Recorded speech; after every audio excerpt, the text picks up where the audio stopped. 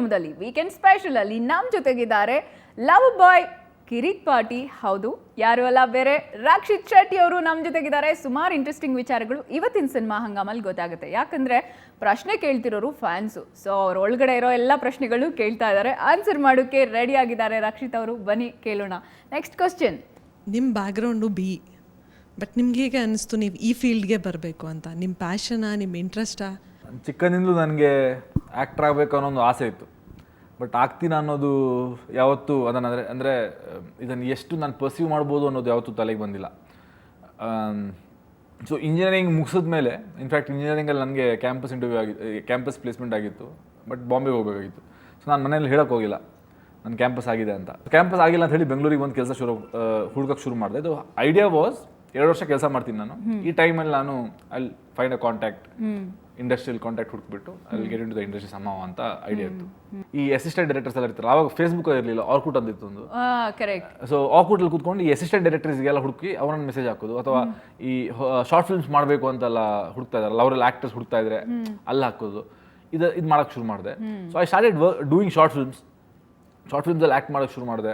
ಆಮೇಲೆ ಹಿಂಗೆ ನನಗೆ ಶ್ರೀಕಾಂತ್ ದೇಶಪಾಂಡೆ ಅಂತ ಒಬ್ಬರದ್ದು ಪರಿಚಯ ಆಯಿತು ಆರ್ಕುಟಲ್ಲಿ. ಸೊ ಅವರನ್ನು ಮೀಟ್ ಮಾಡಿದೆ. ಅವ್ರು ಕಲರ್ಲಿ ಹೂವಾಗಿಗೆ ಅಸಿಸ್ಟೆಂಟ್ ಡೈರೆಕ್ಟರಾಗಿ ವರ್ಕ್ ಮಾಡ್ತಾಯಿದ್ರು ನಾಗಾಭರಣ ಅವ್ರ ಜೊತೆ. ಸೊ ಅವ್ರ ಥ್ರೂ ನನಗೆ ಅವರೊಂದು ಸಿನಿಮಾ ಮಾಡಬೇಕಿತ್ತು, ಅದು ಆಗಿಲ್ಲ ಇನ್ನು. ಅವ್ರ ಫ್ರೆಂಡ್ ಅರವಿಂದ್ ಕೌಶಿಕ್ ಅವ್ರ ಥ್ರೂ ನನಗೆ ಪರಿಚಯ ಆಗಿದ್ದು. ಸೊ ಅರವಿಂದ್ ಕೌಶಿಕ್ ಮೊದಲನೇ ಸಿನಿಮಾಗೆ ನಾನು ಹೋಗಿ ಆಡಿಷನ್ ಕೊಟ್ಟೆ ನಾನು. ಸೊ ಅಲ್ಲಿ ಸಿಲೆಕ್ಟ್ ಆದೆ. ಸಿಂಪಲ್ ಆಗಿ ಲವ್ ಸ್ಟೋರಿಯಿಂದ ನಿಮಗೆ ಫ್ಯಾನ್ ಆಗಿದ್ರಿ, ಉಳಿದವರ ಕಣ್ಣಿಂತ ಇದು ನಿಮ್ಮ ವರ್ಕಿಗೆ ಫ್ಯಾನ್ ಆದ್ರಿ. ಆ ಸ್ಟೋರಿ ಬರೆಯೋಕ್ಕೆ ನಿಮ್ಗೆ ಏನು ಇನ್ಸ್ಪೈರ್ ಆಯಿತು? ಉಳಿದವರು ಕಣ್ಣಂತೆ ಇದು ಒಂದು ಡಿಫ್ರೆಂಟ್, ಆ ಸ್ಟೋರಿನೇ ಡಿಫ್ರೆಂಟ್ ಆಗಿದೆ. ಉಳಿದವರು ಕಣ್ಣಂತೆ ಕತೆ ಬರೆಯೋಕ್ಕೆ ಒಂದು ಆಬ್ವಿಯಸ್ಲಿ ನಂಗೆ ಆ್ಯಕ್ಟರ್ ಆಗಬೇಕು, ಒಂದು ಆ ಥರ ರಿಚಿ ಥರ ಒಂದು ಕ್ಯಾರೆಕ್ಟರ್ ಪ್ಲೇ ಮಾಡಬೇಕು ಅನ್ನೋದು ದೊಡ್ಡ ಇನ್ಸ್ಪಿರೇಷನ್. ಇನ್ನೊಂದು ಏನಂತಂದರೆ, ಆಬ್ವಿಯಸ್ಲಿ ನಾನು ಹುಟ್ಟಿ ಬೆಳೆದ್ರು ಉಡುಪಿಯಲ್ಲಿ ಆಗಿರೋದ್ರಿಂದ, so there is a saying by Martin Scorsese that right what you know. So ನನಗೆ ಗೊತ್ತಿರೋದು ಉಡುಪಿ. ಸೊ ನಾನು ಬೇರೆ ಎಲ್ಲಿ ಪ್ಲೇಸ್ ಮಾಡಿದ್ರು ಅಲ್ಲೋಗಿ ನಾನು ರಿಸರ್ಚ್ ವರ್ಕ್ ಎಲ್ಲ ಮಾಡಿ ಅಲ್ಲಿದ್ದು ಲ್ಯಾಂಗ್ವೇಜ್ ತಿಳ್ಕೊಂಡು, ಅಲ್ಲಿದ್ದು ಜನರ ಕ್ಯಾರೆಕ್ಟರ್ಸ್ ಎಲ್ಲ ತಿಳ್ಕೊಂಡು ಆಮೇಲೆ ನಾನು ವರ್ಕ್ ಮಾಡಬೇಕು. ಬೇರೆ ಉಡುಪಿಯಾಗ ನಾನು ಆಲ್ರೆಡಿ ಬರೋಕ್ಕೆ ಶುರು ಮಾಡ್ಬೋದು. ಸರಿ, ಇವಾಗ ಒಂದು ಕಮರ್ಷಿಯಲ್ ಆಗಿ ಸಿನಿಮಾ ಕಮರ್ಷಿಯಲ್ ಆಗಿ ಆಗಬೇಕು, ನಂತರನೂ ಇರಬೇಕು, ಕಮರ್ಷಿಯಲ್ ಆಗೂ ಇರಬೇಕು ಅಂತ ಅಂದ್ಕೊಂಡಾಗ ಇದ್ರಲ್ಲಿ ರಿಚಿ ಕ್ಯಾರೆಕ್ಟರ್ ಇದೆ. ಸೊ ಮಾಸ್ ಕ್ಯಾರೆಕ್ಟರ್, ತಾಯಿ ಮಗನ ಸೆಂಟಿಮೆಂಟ್ ಆಯಿತು.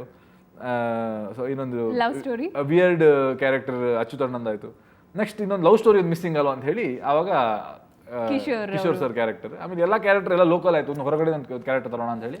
ಆ ಹಾಡಿಂದ ಹೇಗೆ ಕ್ರಿಯೇಟ್ ಮಾಡಿದ್ರಿ ಕಿಶೋರ್ ಮತ್ತೆ ಅವರ ನಡುವೆ? ಸೊ ಅದೆಲ್ಲ ಅಂದರೆ ಹಿಟ್ ಆಗೋಯ್ತಲ್ಲ ಹಾಡು, ಆ ಒಂದು ಫ್ಲೇವರ್ ಮ್ಯೂಸಿಕ್ ಆ ಟೈಮಿಗೆ ತುಂಬಾ ಹೊಸದು ಅನ್ಸಕ್ಕೆ ಶುರು ಆಗೋಯ್ತು. I am a huge fan of Hamsalekha sir. So ನಾವು ಆ ಹಾಡು ಮಾಡಬೇಕಾದ್ರೂ ಅಷ್ಟೇ ಹಂಸಲೇಖ ಸರ್ ಸ್ಟೈಲಲ್ಲಿ ಇರಬೇಕು ಅಂತಲೇ ನಾವು ಪ್ಲ್ಯಾನ್ ಮಾಡಿಕೊಂಡು ಮಾಡಿರೋದು.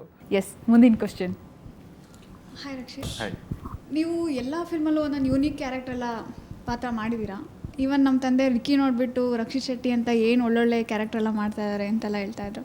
ಸೊ ನಿಮ್ಗೇನಾದರೂ ಹಿಸ್ಟಾರಿಕಲ್ ಆಗಿ ಯಾವುದಾದ್ರೂ ಪಾತ್ರ ಮಾಡಬೇಕಂತ ಇದೆಯಾ?